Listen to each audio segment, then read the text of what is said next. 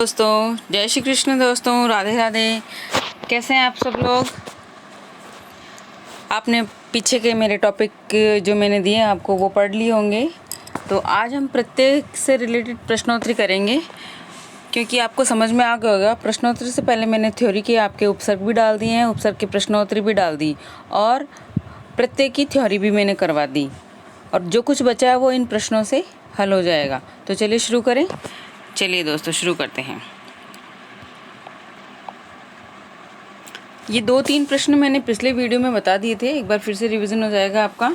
देखते हैं। प्रत्यय हमने पढ़े थे, आपने प्रत्यय पढ़े। प्रत्यय के 2 भेद हमने पढ़े, ठीक है। 2 आधारों पर हमने पढ़े, एक तो भाषा के आधार पर और एक शब्द या धातु में जुड़ने के आधार पर, ठीक है। तो हमने जो पढ़े थे भाषा के आधार पर, उसमें मैं आपको फिर से थोड़ा रिवीजन हो जाएगा, देख लीजिए।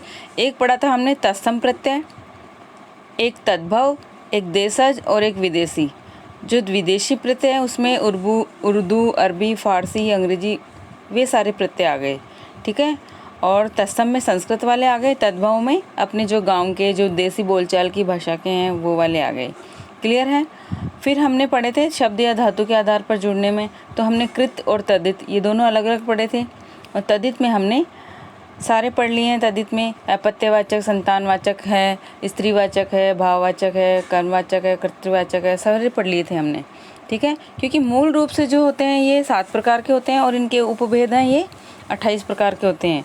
अगर पूछ लिया जाए, मान लीजिए प्रश्न पूछ लिए कि मूल रूप से तद्धित प्रत्यय के भेद कितने हैं, 7 है, उपभेद कितने हैं, 28 हैं, ठीक है।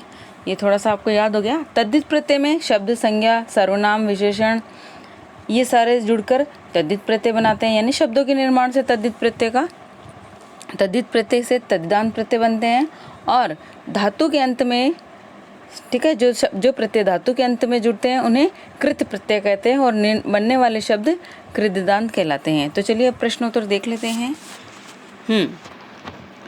देखिए, ये नीचे दिए हुए 4 विकल्प हैं, इनमें से आपको सही उत्तर चूज करना है, यानी किसमें प्रत्यय लगा हुआ है। जो प्रत्यय लगा हुआ है वो देखना है आपको। वाग्मी, वाग्मी में कौन सा प्रत्यय है दोस्तों? वाग्मी में प्रत्यय है आपके मी प्रत्यय है। मैं आपको समझ दूंगी, आप देखना और एंड में कमेंट बॉक्स में लिखना ज़रूर कि आपके कितने सही हो रहे हैं, कि इस तरह से आपका रिवीजन भी हो जाएगा और आपको खुद को पता लग जाएगा कि आप कहाँ आपको सुधार करने की आवश्यकता है। ज़रूरतमंद, ठीक है, इसमें ये जो है वो गलत दे रखा है। यहाँ हम पढ़ेंगे, आप देखिए कौन सा है ज़रूरतमंद में। बिल्कुल। अच्छा, यहाँ मेरा एक प्रश्न और है, उत्तर तो इसका होगा मंद, ठीक है।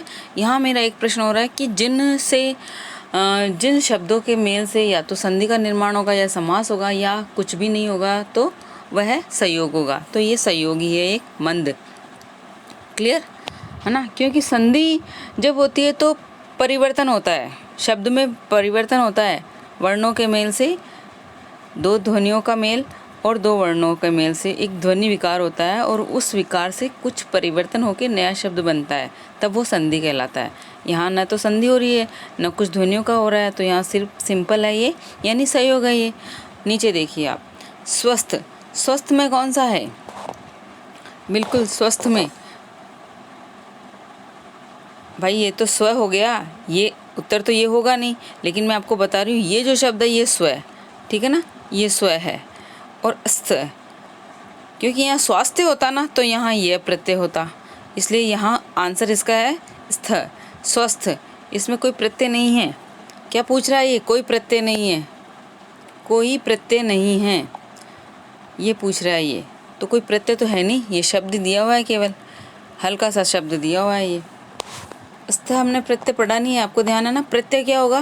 प्रत्यय तो इसमें अगर स्वास्थ्य शब्द होता है, ऐसे स्वास्थ्य, तो मैंने पहले भी बताया था कि ये जैसे ही लगेगा अपने आने वाले वर्ण को आधा कर देगा, अपने जो आगे आएगा उस वर्ण को आधा कर देगा। तो ये देखिए, स्वस्थ से स्वास्थ्य ऐसे बनेगा ये, और ये प्रत्यय इसमें लगते ही ये स्वास्थ्य बन जाएगा। क्लियर। अब देखिए आगे, रचित, इसमें कौन सा प्रत्यय है?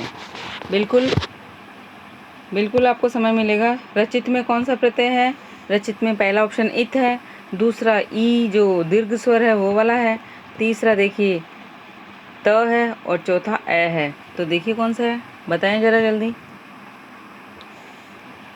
मैंने एक बात कही थी, आपको याद हो तो, कि जैसा अपना प्रत्यय है ना, जैसे इसमें रचित में ची पर मात्रा छोटी लगी हुई है ना, ई की मात्रा छोटी है, तो जैसा प्रत्यय है वैसा ही इसका शब्द आएगा। जैसा प्रत्यय है वैसा ही इसकी मात्रा रहेगी। देखिए यहाँ पे, ये बार बार कहूँगी मैं आपसे, ई छोटी लगी हुई है यहाँ पे ई की मात्रा, तो अपना आंसर यही होगा इत। क्योंकि आपको वहाँ ये गुमराह करने के लिए ये ऑप्शन ज़रूर दिया जाएगा, जो ये गलत हो जाएगा। अपना सही आंसर क्या है, इत। क्लियर। अब देखिए आगे, दानव।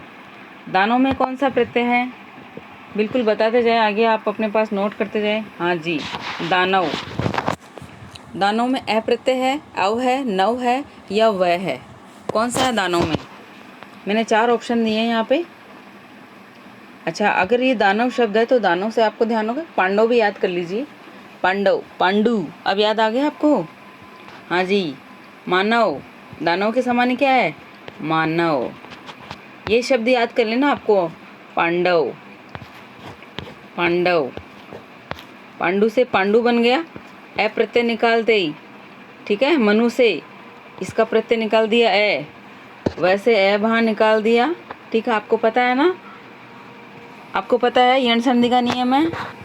यण संधि का नियम है, ऊ के आगे ऊ के या ये ऊ, दोनों ही ऊ लिख देती हूँ मैं, और ये ई आपको पता है ना, यण संधि में ये दोनों ही है। इनके आगे कोई भी भिन्न स्वर आए, भिन्न स्वर आए तो क्या बन जाएगा, इस ऊ की जगह तो बन जाएगा, यहाँ लिख देती हूँ मैं, जगह नहीं यहाँ, चलो यहाँ ही लिख देते हैं। ऊ की जगह तो बन जाएगा वह, और इस ये की जगह बन जाएगा, ई की जगह बन जाएगा ये। क्लियर है ना, यही नियम यहाँ काम कर रहा है, देख लीजिए आप। दानव, दनु बनाइए इसे, मानव शब्द लिखा मैंने, मानव। मानव से क्या बन गया, ये मनु, ठीक है ना। इसमें से निकाला आपने, इस ये वह अपने ऊ से ही तो बना हुआ है, तो मनु निकालते ही प्रत्यय क्या बच गया, ए। इसी तरह से धनु निकाल दो आप। क्लियर, ए प्रत्यय। ऑप्शन अपना क्या आ जाएगा यहाँ पे, राइट ऑप्शन ए। आगे देखिए, इच्छुक। इच्छुक, हाँ जी, अब उत्तर बताते जाइए आप, क्योंकि ये सारी थ्योरी हम पहले पढ़ चुके हैं। उत्तर बताते जाइए आप। इच्छुक में क्या है, इच्छा प्लस उक, बिल्कुल साहब।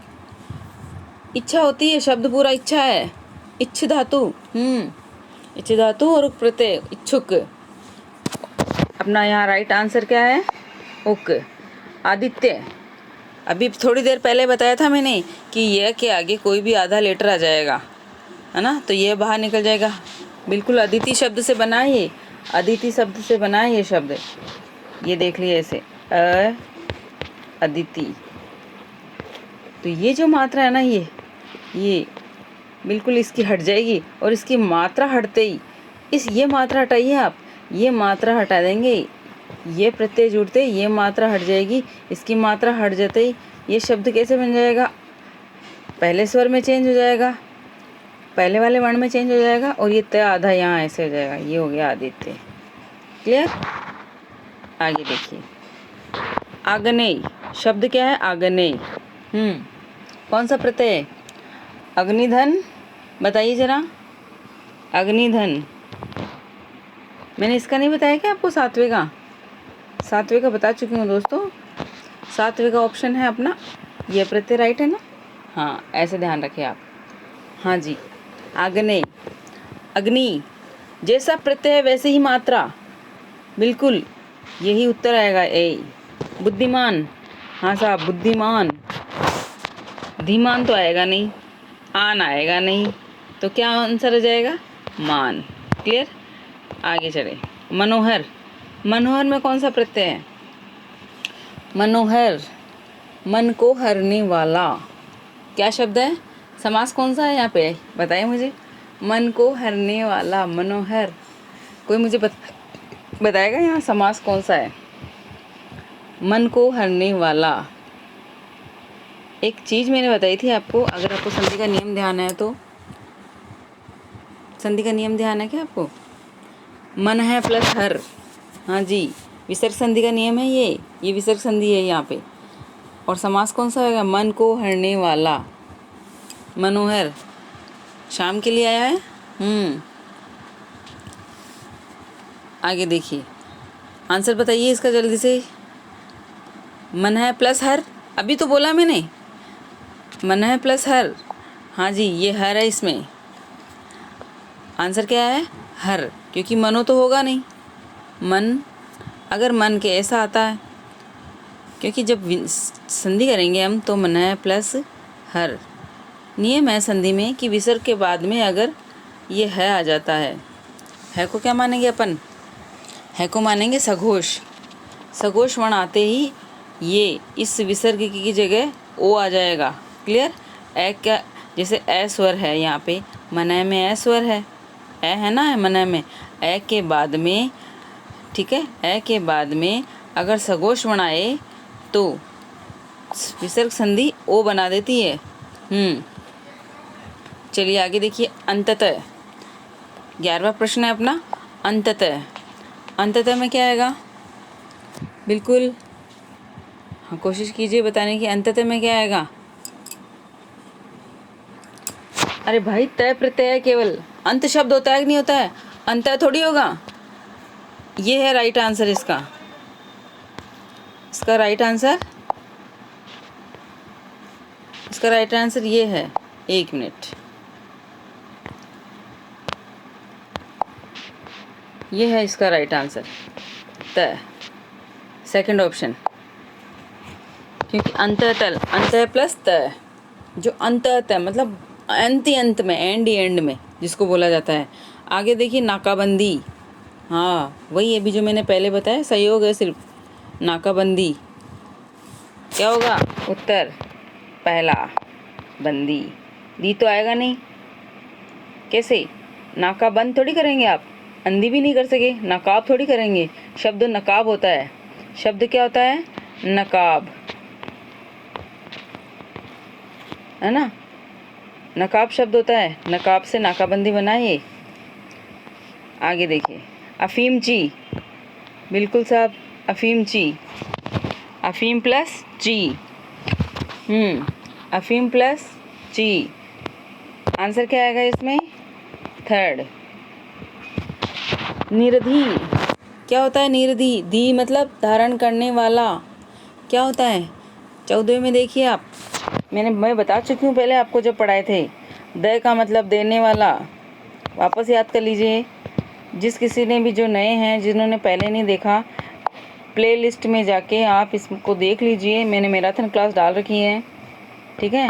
द का मतलब देने वाला, जय का मतलब जन्म लेने वाला, ये देने वाला, और इस धी का मतलब धारण करने वाला। इसमें भी स्त्रीलिंग अलग होगा, पुल्लिंग अलग होगा। पुल्लिंग मतलब समुद्र, और धारण करने वाली स्त्री, है ना, धरा। धरा भी धारण करने वाली है ना। क्या आंसर आ जाएगा इसमें? धी। ऑप्शन नंबर फर्स्ट इसका राइट है, धी। ई तो होगा नहीं, नीरद हो जाएगा फिर तो नीरद होगा, नीरद तो नहीं होगा ना। नीरद, द से दबाद आएगा, धी नहीं आएगा। यहाँ निरधि होगा ही नहीं, रद्दी भी नहीं होगा। ये सारे गलत है। ऑप्शन नंबर 1 राइट है। लेखिका, अगला देखिए 15वां क्वेश्चन। लेखिका, लेखिका में क्या राइट है साहब? क्या प्रत्यय आएगा? इका आएगा, अक आएगा, अका आएगा या का आएगा? अब तो आपको समझ में आ गया होगा। ये इका, लेख प्लस इका, है ना, लेख। अच्छा, ये भी बता दीजिए, लेख लिखना, लिख धातु से बना हुआ है ये। कई बार ऐसे भी पूछा जाएगा आपसे कि ये कृदंत से बना है या ये तद्धित से बना है, तब आप क्या करेंगे? ध्यान होना चाहिए ना कि ये प्रत्यय कौन सा है। मैं पूछ रही हूँ आपसे साथ में। देखिए, नीर तो शब्द है ना, तो ये तो तद्धित में चला जाएगा। और लेख, लेख लिख धातु से बना है, तो ये कृदंत प्रत्यय है। बिल्कुल इस तरह से आप देखिए कि प्रत्यय कौन सा है, तद्धित है या कृदंत है। क्लियर? और फिर इनमें भी इनके भेद को देखते जाना है। बिल्कुल मैं नहीं बता रही, इसका मतलब ये नहीं है आपको देखते जाना, मैं पहले बता चुकी हूँ। यहाँ से क्वेश्चन आंसर पे ध्यान देंगे हम। आगे देखिए, निम्न में से कृदंत प्रत्यय है। लो आ गया साहब, जैसा मैं बोल रही थी। लुहार है, मालदार है, तेली है, लेखक है। कृदंत प्रत्यय। देखो लुहार तो शब्द हो गया ना, लोहा धातु है कि नहीं है? एक एक का खोल के देख लेते हैं। ये देखिए, ये लोहा, आर प्रत्यय लग गया इसमें। प्रत्यय कौन सा है? आर। आर प्रत्यय यानी लोहा गलाने वाला। मालदार, कोई सहयोग है इसमें तो कुछ है ही नहीं, माल वाला आदमी है। तेली, ये जातिवाचक संज्ञा है, जाति है ना किसी की, जातिवाचक है। अगर यहाँ किसी का नाम दे दे तो अलग चीज़ हो जाएगी, वो व्यक्तिवाचक में चला जाएगा। तो तेली, तेल, हाँ जी, ई प्रत्यय है इसमें। तेली में भी कौन सा प्रत्यय है? ई प्रत्यय है, तेल से बना है ये। अब यहाँ देखिए लेखक, लेखक में क्या है? लेखक में लिख धातु। अभी ऊपर मैंने बताया था आपको अगले ही क्वेश्चन में, तो इसका आंसर क्या होगा? यही होगा, लेखक। लेखक होगा इसका आंसर। कृदंत प्रत्यय है ना, लिखना से बना है ये। लेख, लिखना से लिखना, लेखक, लेखिका, ये सारे से बनेंगे। आगे देखिए 17वां क्वेश्चन है, किस शब्द में तद्धित प्रत्यय का प्रयोग हुआ है? प्रश्न सारे ही लिए मैंने यहाँ पे, सब तरह के प्रश्न है इसमें कि कौन सा शब्द है, कौन सा प्रत्यय है, कि धातु से बना है या शब्द से बना है, शब्द भी है तो कौन सा है। क्लियर, सारी चीज़ देखेंगे। यहाँ तक कि मैं आपको इसमें समास और संधि कौन सी है ये भी बताते जा रही हूँ। तो देखिए दोस्तों, मन लगा के ध्यान से इसको एक बार और देख लेना, बिल्कुल समझ में आ जाएगा। किस शब्द में तद्धित प्रत्यय का प्रयोग हुआ है? तद्धित प्रत्यय वही, जहाँ भी तद्धित प्रत्यय आए या जहाँ भी आप शब्द देखो, आप देखना कि पहले ना लगा के देखना आपको धातु निकल रही है नहीं निकली। देखो घबराहट, लड़ाई, गुणवान और वाचक, 4 शब्द दे रखे हैं यहाँ पे, है ना। तद्धित प्रत्यय का प्रयोग कहाँ हुआ है? अब देखो घबराना, पहला ऑप्शन तो क्या है? घबराना, ये तो धातु है। ये लड़ना, ये भी धातु है, ठीक है ना। अब देखिए वाचक, वाचक क्या होता है? बोलने वाला, वाचक क्या होगा? बोलने वाला। और तीसरा देखिए गुणवान, ये है गुण, गुण एक शब्द है ना, बिल्कुल साहब, विशेषण है ये। हाँ, हमने आगे पे क्या पढ़ा? संज्ञा, सर्वनाम, विशेषण, इनसे बनने वाले शब्द तद्धित कहलाएंगे, तो ये गुणवान हो गया। वाचक, वाचक यानी बोलना होता है भाई साहब, बिल्कुल। संस्कृत का शब्द दे दिया तो क्या होगा? हमें ध्यान तो आना चाहिए ना कि क्या है? वाचक बोलना, वद धातु से, बिल्कुल साहब, ये वद धातु है, यहाँ पे धातु है, ये धातु है, ये धातु है, ये भी धातु है, और ये क्या है? तद्धित, गुणवान, गुणना। आप देख लिए ना लगा के देखिए, शब्द पे ना लगा के देखिए आप, बिल्कुल। मूल धातु से अगर धातु से ना हटा देंगे तो मूल धातु अपने आप आ जाएगी। ये देखिए, वध धातु हो गई मूल, लड़ हो गई, घबराना हो गई, घबराना, हाँ जी। अब देखिए निम्न में से ऊनतावाचक प्रत्यय का उदाहरण है। क्वेश्चन नंबर 18वां है, ऊनतावाचक प्रत्यय का उदाहरण है। ऊनतावाचक से मतलब आपको ध्यान है, लघुतावाचक, ऊनतावाचक, बिल्कुल मैंने बता रखे हैं आपको क्या होता है इसका मतलब। ऊनतावाचक, लघुतावाचक, याद कीजिए। तद्धित प्रत्यय है कि नहीं है ये पहले तो ये बताइए। तद्धित प्रत्यय का एक प्रकार है ये? हाँ है मैम, तो फिर आपको याद क्यों नहीं आ रहा है? बिल्कुल याद आना चाहिए आपको। लघुतावाचक, आप शब्द देख लीजिए ना, इसमें पता लग जाएगा आपको। जैसे शब्द है इसमें देवी, अगर ऐसे भी नहीं पता चले तो आप ऑप्शन से निकालने की कोशिश कीजिए, ऑप्शन से निकालने की कोशिश करेंगे। देखिए देवी है ना, दानव, रामायण, देवी तो खुद देवी छोटी है, देव, देवी, ये तो हो ही नहीं सकता। दानव, दानव से बनेंगे दैत्य, तब आता ये, ठीक है। और रामायण, ये तो ग्रंथ का नाम है। पत्रिका, पत्र से क्या बना? पत्रिका। चौथा ही ऑप्शन आपका राइट है, चौथा ही ऑप्शन राइट है आपका, पत्रिका बन गया इससे। क्लियर है? पत्र से पत्रिका। और अगर प्रत्यय पूछ ले इसमें तो ऊनतावाचक में, इसमें पत्रिका में प्रत्यय कौन सा है? इका। क्या प्रत्यय है? इका। नेक्स्ट क्वेश्चन है अपना 19वां क्वेश्चन। आ रहा है सब समझ में आपको? चलिए, अगर आपको अच्छा लगे तो अपने दोस्तों को भी शेयर कीजिए। एग्ज़ाम नज़दीक है, आप एक वीडियो को 2-2 3-3 बार देखिए, अच्छे से समझ में आ जाएगा। और भी किसी बुक और आपके पास में कोई अच्छी बुक है तो आप उनसे देख के भी इसके एक एक उदाहरण, एक मैं आपको एक ईजी तरीका बताऊं। एक प्रत्यय का जो भी मैंने तद्धित बताए 7 या कृदंत मैंने आपको 5 बताए, उनका लिख के शॉर्ट नोट्स बना के एक 2-2 उदाहरण उनके साथ में लिख लीजिए, बिल्कुल आपको याद हो जाएंगे अच्छे से। ये तरीका है ये, और एग्ज़ाम में आप उन्हीं को बार बार में देखते रहे, और फिर जैसे ही आपके सामने कोई शब्द आए आप उस शब्द का पूरा विश्लेषण करिए, पूरी व्याकरण करिए उस शब्द की, पूरे पद विन्यास कीजिए उसका, एक एक शब्द निकल के आ जाएगा। तो चलिए, अपत्यवाचक देखा हमने। अपत्यवाचक किसको कहते हैं? संतान बोधक को कहते हैं अपत्यवाचक। हाँ जी। खटोला, ऑप्शन नंबर 2 विशेला, ऑप्शन नंबर 3 कमलिनी, ऑप्शन नंबर 4 जानकी। बिल्कुल, जनक की पुत्री जानकी, आंसर आपका यही सही है साहब। खटोला, ओला प्रत्यय, इसमें खाट है शब्द। शब्द क्या है? खाट। ये है तो सारे ये तद्धित प्रत्यय, ये आपको पता है ना, लिख भी रखा है यहाँ, देखिए ये क्या है, ये तद्धित प्रत्यय। तो तद्धित प्रत्यय में आप तो ये चीज़ तो भूल जाना कि कोई धातु आएगी। क्लियर? धातु तो नहीं आएगी। फिर आप देखना कि शब्द कौन सा है, संज्ञा है, विशेषण है, सर्वनाम है, क्या है। हाँ भाई, ये खटोला खाट, ये तो शब्द है, ये विशेषला है ना, गुणवाचक हो गया ये तो। भाई विश क्या है? संज्ञा है, लेकिन विशेला होता है, ये क्या बन गया? विशेषण बन गया शब्द।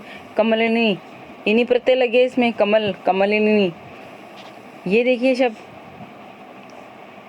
जानकी, है ना, जनक की पुत्री जानकी।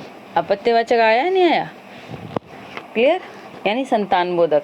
बिल्कुल, ये इनके संतान जो जिनसे उत्पन्न होते हैं उनके बारे में यहाँ कहा गया है। आगे चलें।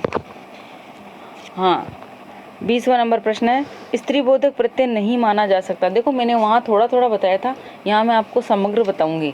इसीलिए मैं कहती हूँ मेरा हर एक वीडियो आप ध्यान से देखिए, बड़े अच्छे से जतन से देखिए, एक एक चीज़ आपको समझ में आ जाएगी। स्त्री बोधक है ना, मतलब वे प्रत्यय जो संज्ञा सर्वनाम विशेषण के पीछे लगकर स्त्री बोधक शब्दों का बोध कराते हैं, उन्हें स्त्री बोधक कहते हैं। जैसे मोरनी, मैंने नहीं बताया था, नौकरानी, पंडितानी, सेठानी, नारी, सर्पिणी, पंडितायन, ठकुरायन। बिल्कुल, ये आयन प्रत्यय आ गए, इसमें करवा रखा है मैंने आपको आयन। अब देखना, स्त्री बोधक प्रत्यय नहीं माना जाता। अभी मैंने कितने सारे लिए आपको, मैंने क्या लिया नाम? सेठानी लिया ना, तो आनी प्रत्यय आ गया इसमें। मैंने नाम लिया था ना अभी, सेठानी, ये आनी प्रत्यय आ गया। क्या आया? आनी प्रत्यय आ गया।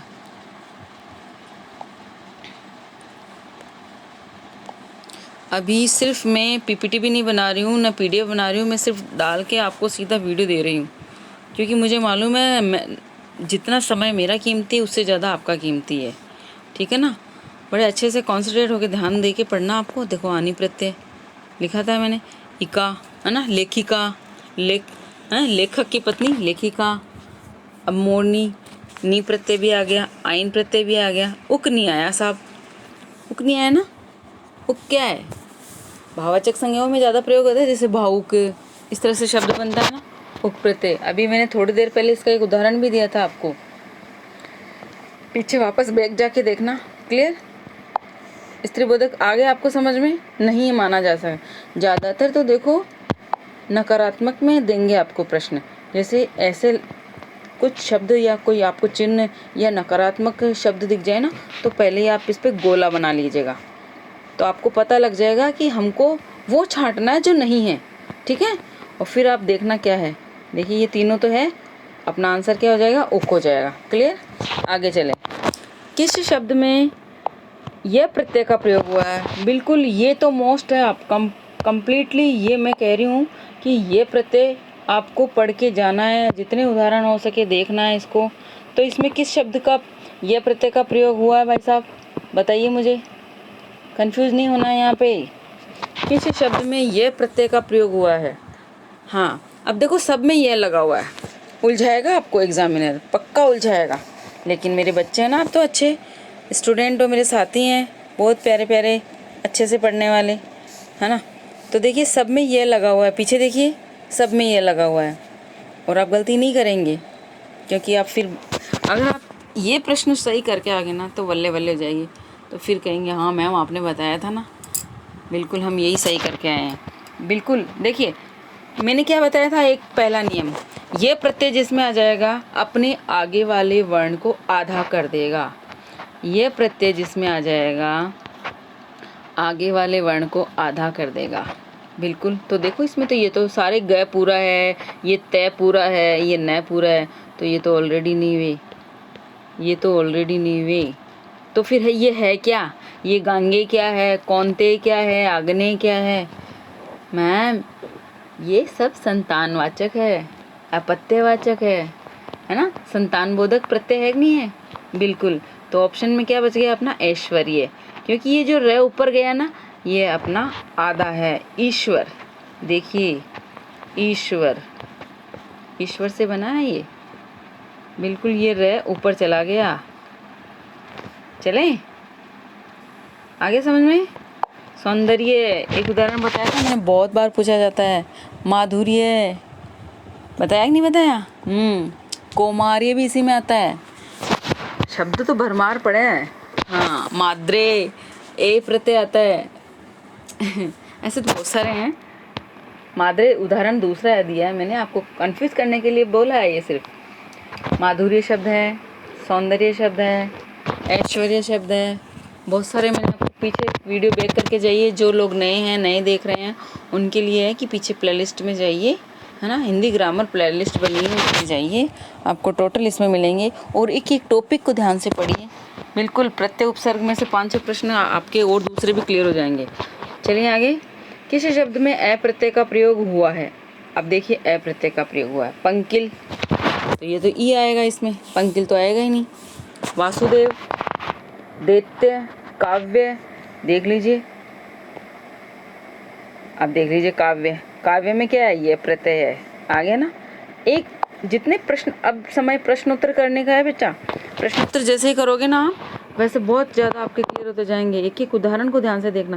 देखो इसमें तो ये प्रत्यय है, इसमें भी ये प्रत्यय है, इसमें इल है साहब। पंकिल का मतलब कीचड़ होता है भाई। वासुदेव, वासुदेव कृष्ण। और अगर यहाँ वसुदेव आ गया तो इनके पिता है। वसुदेव तो कृष्ण के पिता, और वासुदेव कौन हो गए? वसुदेव की पुत्री वासुदेव, अ प्रत्यय हो गया। हाँ, वासुदेव संतानवाचक हो गया साहब। ये वसुदेव अ हो गया ना, यहाँ अ प्रत्यय है ये। तो यहाँ पे आपका राइट आंसर क्या आएगा? ये आएगा, अ प्रत्यय में राइट आंसर आएगा आपके सेकंड नंबर ऑप्शन। क्लियर। आगे चलिए। निम्न में से किस शब्द में कृत प्रत्यय का प्रयोग हुआ है? अब कृत आ गया ना, तो सोच लेना धातु जरूर आएगी, क्रिया आएगी। जब जब मैं धातु बोलती हूँ ना, तो आप सोचना कि मैम संस्कृत में धातु बोलते हैं और हिंदी में इसको क्रिया बोलते हैं। क्रिया यानी काम करने वाला। अब देखिए कौन सा है? सुंदरता। आप ना लगाना इसके आगे। पनिहारा, गुटपन, सजावट। अब सुंदरना तो नहीं होगा ना, देखिए मैं बोलते जा रही हूँ, इसके ना लगा के देखो आप, इसके ना लगा के देखो, सुंदरना तो नहीं होगा, तो क्या होगा? सुंदरता। ये तो शब्द है ना, और शब्द भी कौन सा? विशेषण वाला है।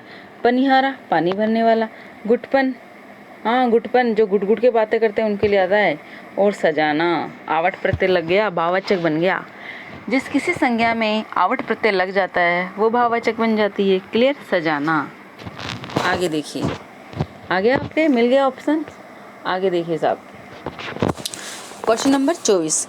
आर प्रत्यय नहीं है, बिल्कुल आर प्रत्यय नहीं है। पहले तो बता दीजिए आर प्रत्यय किस में आता है? तद्धित में। ये कंफर्म है आपके? बिल्कुल। कुछ एक प्रत्यय भी ऐसे आप, मैं ये रटने को तो नहीं कहूँगी आपसे, लेकिन मैं इतना कहूँगी, कुछ एक प्रत्यय आप समझ के आधार पर एक कॉन्सेप्ट बना लीजिए कि ये प्रत्यय हैं जो तद्धित में ही आएंगे, और कुछ सेलेक्टेड प्रत्यय हैं जो कृत में ही आएंगे। क्लियर। और कुछ ऐसे भी प्रत्यय हैं, सुनना मैं क्या कह रही हूँ, कुछ ऐसे भी प्रत्यय हैं जो कृत और तद्धित दोनों में आते हैं। बिल्कुल। हाँ, मैं दूंगी अभी उदाहरण। कृदित में भी आएंगे, लेकिन हमको उनका प्रत्यय बाहर निकालना है। कुछ धातु ऐसी होती है जिनमें तद्धित प्रत्यय भी लगता है और कृदित प्रत्यय भी लगता है, वो कंफ्यूज करने के लिए। जैसे देखिए यहाँ यही बात बता देती हूँ मैं आपको। एक और क्वेश्चन दूंगी अभी मैं ऐसे ही। जैसे ये देखिए, ये आएगा ना सजावट में, सजाना, और सजावट शब्द भी है और सजाना धातु भी है। आ गया ना ये? बिल्कुल एक एक उदाहरण ऐसे आता जाएगा, ध्यान दें आप इस चीज़ को। आर प्रत्यय नहीं है। लुहार, सुनार, चमार, दीवार। अब देखिए, लुहार में लोहा है, मूल शब्द क्या है? आप मूल शब्द निकालना सीख जाएंगे। मूल शब्द क्या है यहाँ पे? इसका तो है लोहा, है ना, इसका है सोना। अब ये सोना, सुनना से तो नहीं बना ना, ये सोना ही है। आप कहोगे मैडम इसके आगे सू न न, ये सू ये न और ये ना, ये तो क्रिया हो गई। नहीं भाई साहब, ये सुनार है, आर प्रत्यय। ये चमार, चाम धातु है, ये चाम अपना चमड़ा को बोलते हैं। इन सब में तो मिल गई आर प्रत्यय। लेकिन दीवार, तो दीवा थोड़ी होगा, दीवा का मतलब तो दिन हो जाएगा, इसमें नहीं है। ये तो एक शब्द ही है। क्या है? ये शब्द है। तो अपना आंसर क्या हो जाएगा? सही आंसर हो जाएगा दीवार। इसमें आर प्रत्यय नहीं है। अब देखिए ए प्रत्यय का प्रयोग हुआ है। ए प्रत्यय आंजनेय, शौर्य, गृहस्थ्य, कात्यायन। आप खुद देख लीजिए ना, बिल्कुल आंजनेय। और अगर मैं कहूँ यहाँ पे कि आंजनेय प्रत्यय कौन सा है? अपत्यवाचक है भाई। अंजनी के पुत्र, आंजनेय किसके लिए आता है? हनुमान जी के लिए। अच्छा, मैं कहूँ मारुति नंदन किसके लिए आता है? मारुति नंदन, वो भी हनुमान के। मारुत एक शब्द है, मारुत है ना, और एक शब्द है मारुति। मारुति, बताइए। मारुत का मतलब तो पवन, और मारुति का मतलब पवन पुत्र, यानी खुद हनुमान। बिल्कुल साहब, ये शब्द युग में भी काम में आते हैं, और ये आपके यहाँ भी प्रत्यय में भी काम में आते हैं, और शब्दों को भी सही करेंगे पर्यायवाची में भी काम में आते हैं। तो आंजनेय हो गया। शौर्य, शौर्य में कौन सा प्रत्यय? इनको भी देख लेते हैं थोड़ा साथ साथ। शौर्य में ये प्रत्यय है, बिल्कुल। हाँ, सूर से शौर्य बना है साहब, बिल्कुल। ओ किससे बनता है? ऊ, ए और ऊ से ओ बनेगा, बताया था ना मैंने आपको।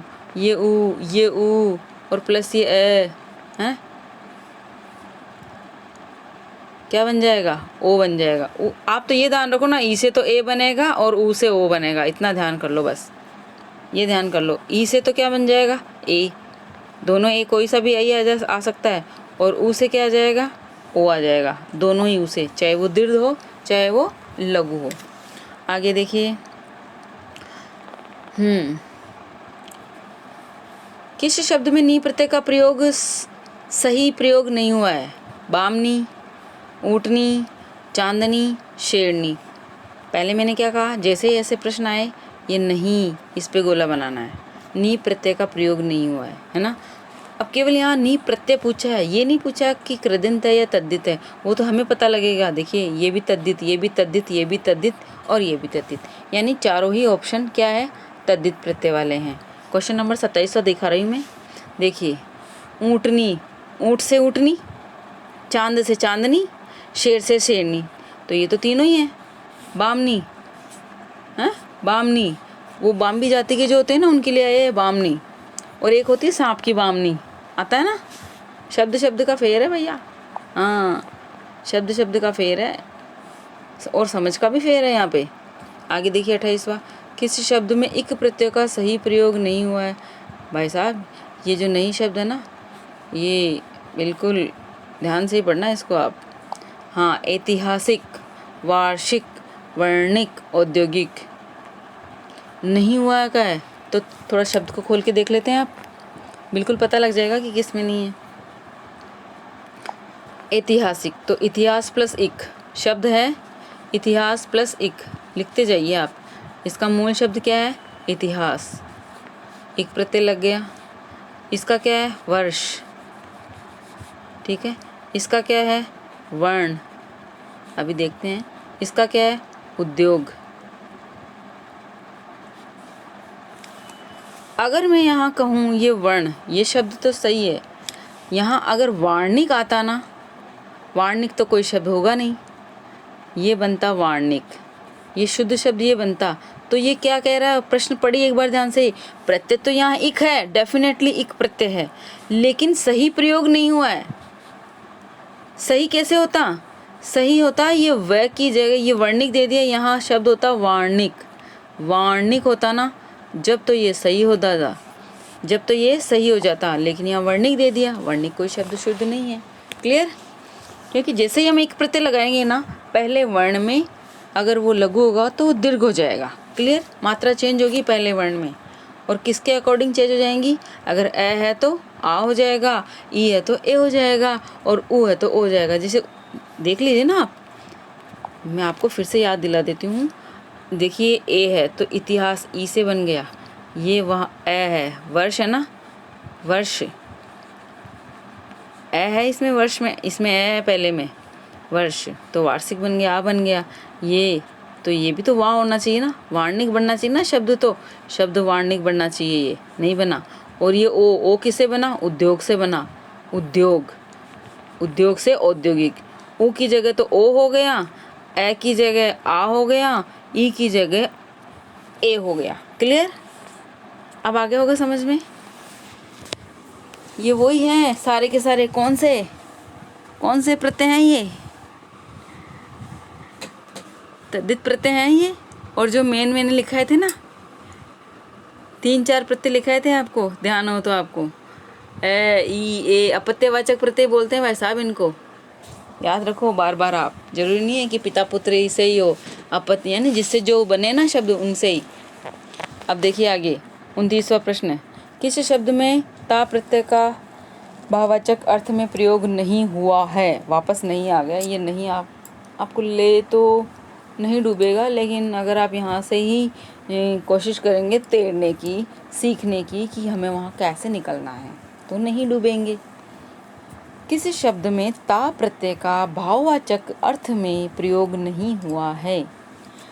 पहला ऑप्शन ममता, जनता, महत्ता, सत्ता। एक चीज़ और बताऊंगी अभी मैं आपको, यहाँ पे इम्पोर्टेंट है। बताइए 29वें में क्या आएगा। चलिए पहले मैं उत्तर बता देती हूँ। सत्ता में भाववाचक नहीं है। सत्ता क्या है, हा? सत्ता क्या है बताइए। सत्ता, ये मेरी सत्ता है, ये मेरी मतलब अपनी जागीर है, प्रॉपर्टी है, ये मेरी सत्ता है। किसी की जनता होती है, किसी के बहुत सारे राज्य होते हैं, उनको कहते हैं सत्ता। यहाँ पे है ममता। ममता में भाववाचक है ता प्रत्यय, मम सर्वनाम से जुड़ा, ये मम है यानी मेरा, प्रत्यय जुड़ गया, ता भाववाचक संज्ञा बन गई ममता, जन प्लस ता भाववाचक हो गई महत, मह प्लस ता। ठीक है, ये तो हो गया, ये तीनों में है और सत्ता में नहीं है। अब ध्यान से सुनिए, जो ये जनता शब्द है ये है स्त्रीलिंग है या पुल्लिंग है, ये कौन बताएगा मुझे। जनता शब्द स्त्रीलिंग है या पुल्लिंग है, कौन बताएगा भाई साहब। जनता स्त्रीलिंग है, जनता स्त्रीलिंग है। संस्कृत में जनता स्त्रीलिंग है और हिंदी में जनता पुल्लिंग है। बिल्कुल, कोई संस्कृत वाला है यहाँ पे, रेट वालों बहुत ध्यान से देखना। ये ताप प्रत्यय आता है ना उसमें, ताप प्रत्यय बिल्कुल। तल प्रत्यय जिसको बोलते हैं, तल शेष रह जाता है। हाँ जी, आगे देखिए, किस समूह के सभी शब्द कृतित्व बोधक तृच प्रत्यय से बने हैं। बिल्कुल साहब, एक होता है तृच, ये संस्कृत का आ गया, देखो अब यहाँ पे तृच प्रत्यय। हाँ जी, ज़्यादा यहाँ अब मैं आपको डेप्थ में नहीं बता के, पहले तो मैं आंसर बताऊँगी, उसके बाद में मैं आपको इसका विश्लेषण करूँगी। देखिए आंसर बताएं। ये रहा साहब, पहला ही ऑप्शन इसका सही राइट आंसर है। मातृ पितृ दात्र। क्लियर, यानी माता पिता और देने वाला जो अपना दाता होता है, ये सभी शब्द कृतित्व बोधक तृच प्रत्यय से बने हैं। बिल्कुल ऐसा भी आ सकता है, ऐसा भी आ सकता है, क्योंकि ये शुद्ध नहीं है, ये दुहित्र है, ये रचित्र है, ये नहीं है। ये देखिए मातृ भातृ फिर हो सकता है, इसमें एक भातृ शुद्ध है, इसमें ये पात्र भी शुद्ध है, श्रोत्र भी शुद्ध है, नहीं श्रोत्र नहीं है, श्रोत्र ही रहेगा ये तो। ये देखिए, तो केवल सभी शब्द कृतित्व। अब कृतित्व का मतलब क्या होता है, कृतित्व, अरे कृत्रिवाच्य से, हाँ कर्ता, ये सारे के सारे कर्ता हैं भाई साहब। यहाँ पे कर्ता तो ये यहाँ भी है, लेकिन सही नहीं है ये। माता, ठीक है, ममता करने वाली, पिता बिल्कुल पालन करने वाले, दात्र देने वाले, ये शब्द है, ये तृच प्रत्यय के योग से बने हैं। हाँ, तृच प्रत्यय में ये जो इस तरह से रहता है ना, ये री रहता है शेष। क्लियर, री शेष क्या रहता है, ये तृच रहता है, इसमें री रिकार वाले शब्द हैं, ये सारे के सारे रिकार है, हिंदी के हों आप, इसलिए। और ज़्यादातर ये शब्द संस्कृत में पूछे जाते हैं, लेकिन आपको ज्ञान के लिए मुझे अच्छा लगा, इसलिए मैंने इसको कलेक्ट कर लिया कि आपको ध्यान होना चाहिए। क्षत्रिय प्रत्यय होता है, ध्यान है, बिल्कुल क्षत्रिय प्रत्यय, शानच क्षत्रिय, ये मैंने बताए थे आपको। इसी में ये प्रत्यय है ये आपके। मातृ, पितृ, ये कौन से संधि में काम में आते हैं ज़्यादातर आपको ध्यान हो तो? मातृच्छा, पितृच्छा, तब काम में आते हैं ये तृच प्रत्यय, कर्ता का बोध कराने वाले। आगे देखिए, प्रत्यय के प्रयोग से क्या होता है? नए शब्द का निर्माण होता है, शब्दों का नया रूप मिलता है, शब्दों का अर्थ परिवर्तन नहीं होता है, शब्दों की सज्जा में परिवर्तन होता है। बिल्कुल एक शब्द, एक मेरी तरफ से मैं प्रश्न दूंगी अभी, आप देखिए 31वें में क्या आएगा। हाँ जी, नए शब्दों का निर्माण होता है या नहीं होता है? प्रत्यय के प्रयोग से नए शब्दों का निर्माण होता है, बिल्कुल यही सही है। शब्दों को नया रूप मिलता है, वो तो नए शब्दों का निर्माण होगा तो अपने आप शब्द भी नया रूप बन जाएगा। अर्थ परिवर्तन तो संधि से होता है, सज्जा में परिवर्तन बिल्कुल नहीं होता है इनकी। ये तो आपको शब्द भ्रमित करने के लिए 2-3 शब्द दे दिए, ठीक है। बाकी अर्थ परिवर्तन संधि से होता है। अभी जब मैंने वीडियो स्टार्टिंग करा था तभी बताया था, है ना। संयोग, संयोग भी संधि में ही होता है, जिनमें कोई धातु में या वर्ण में या संधि करने पर कोई भी परिवर्तन नहीं होता, वो संयोग होता है। जिसे अपन अपवाद भी बोलते हैं, पढ़े आपने? अपवाद 4 तरीके से होते हैं भाई, बलाधात, है ना, मोक्ष प्रदा और संयोग। पढ़े कि नहीं पढ़े? आपने पढ़ रखे होंगे। अब कृत प्रत्यय वे होते हैं, कौन से होते हैं? कृत प्रत्यय। कृत प्रत्यय वे होते हैं कौन से? जो क्रिया की मूल धातु के साथ लगते हैं, जो क्रिया के अतिरिक्त शब्दों के साथ लगते हैं, जो क्रिया शब्दों का विस्तार करते हैं। कौन सा होगा साहब, बताएं मुझे।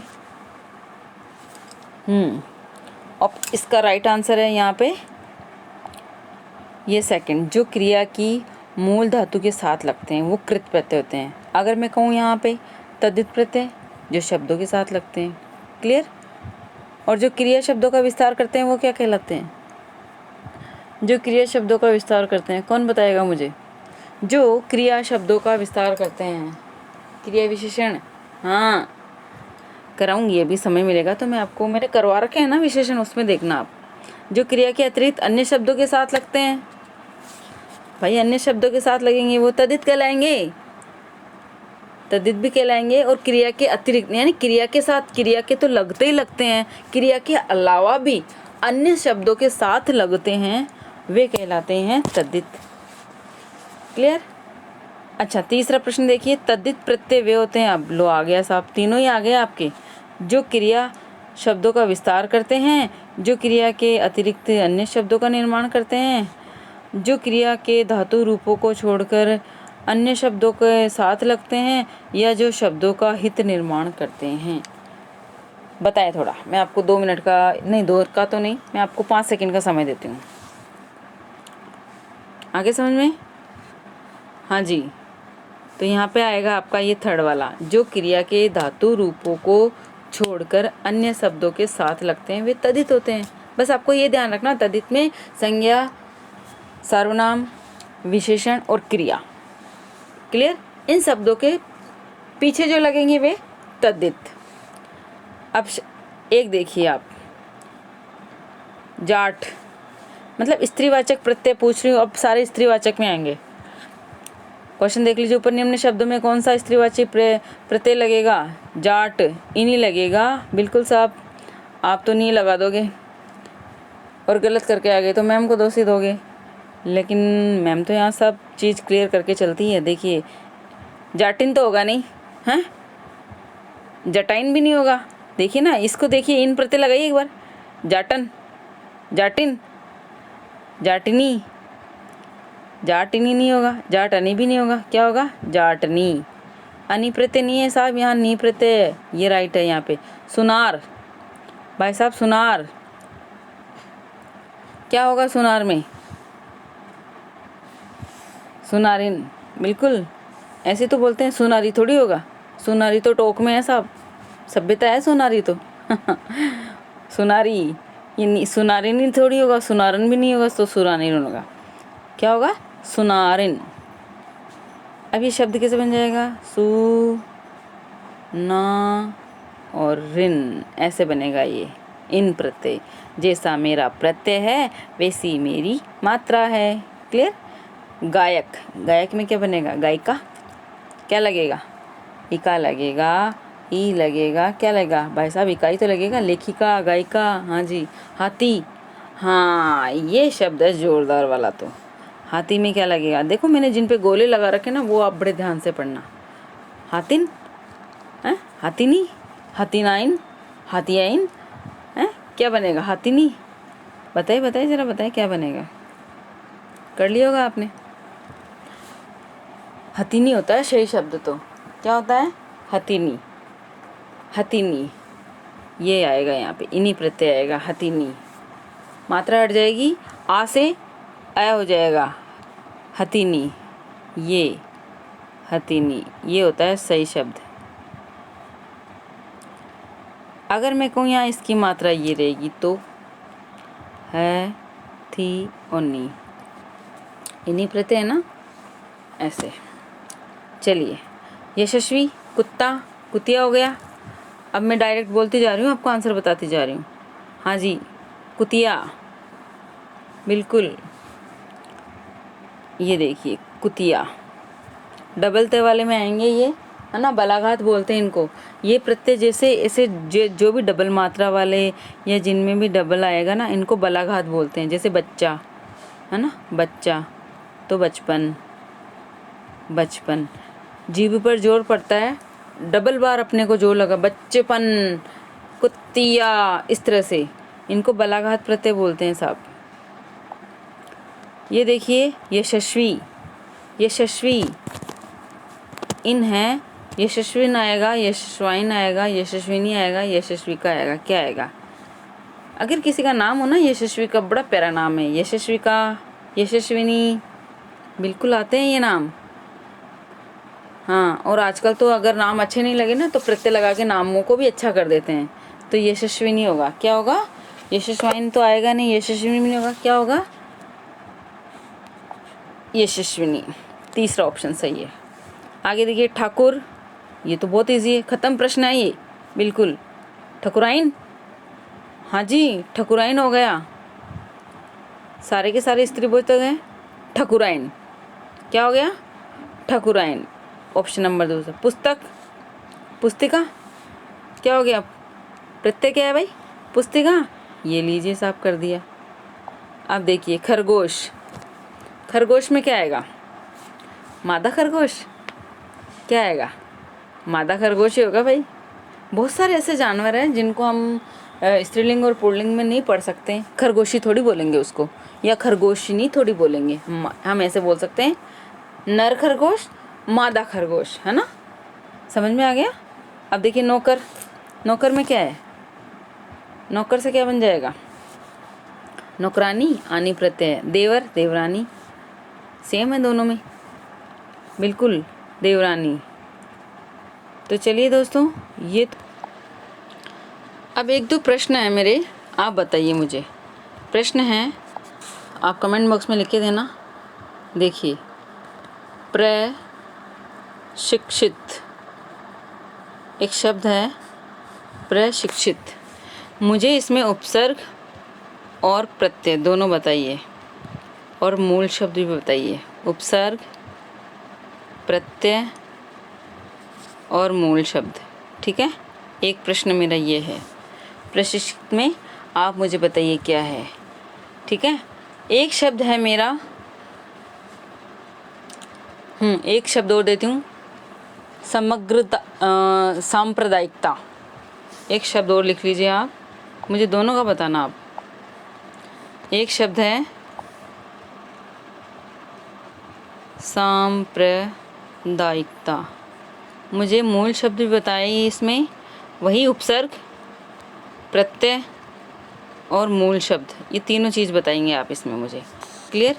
एक शब्द है मेरा आप, हाँ, जैसे मैंने बोला है भिड़ंत में प्रत्यय कौन सा है, शब्द है मेरा भिड़ंत, बिल्कुल भिड़ंत, प्रत्यय बताइए मुझे इसमें, और ये कौन सा प्रत्यय है। 3 प्रश्न दिए मैंने आपको, तीनों बड़े इम्पोर्टेंट है ना। एक शब्द है मेरा लठेत, देखना कौन कौन बताता है ज़रा।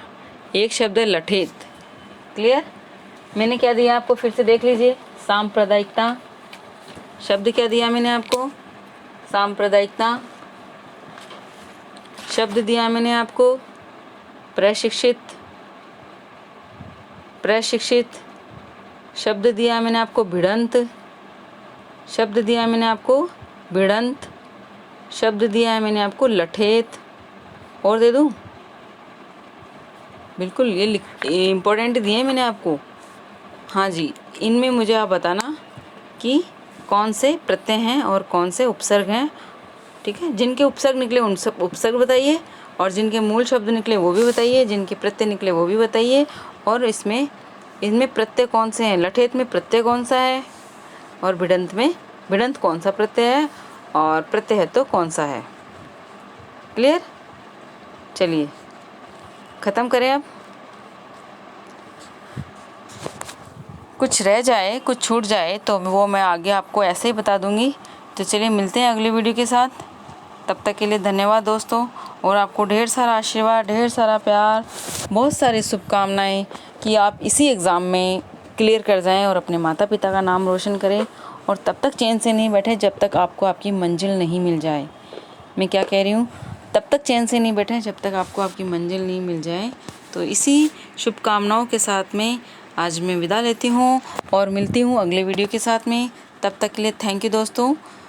जय श्री राम, जय हिंद, वंदे मातरम। और स्वतंत्रता दिवस की शुभकामनाएं, जो स्वतंत्रता दिवस आ रहा है उसकी शुभकामनाएं। Thank you.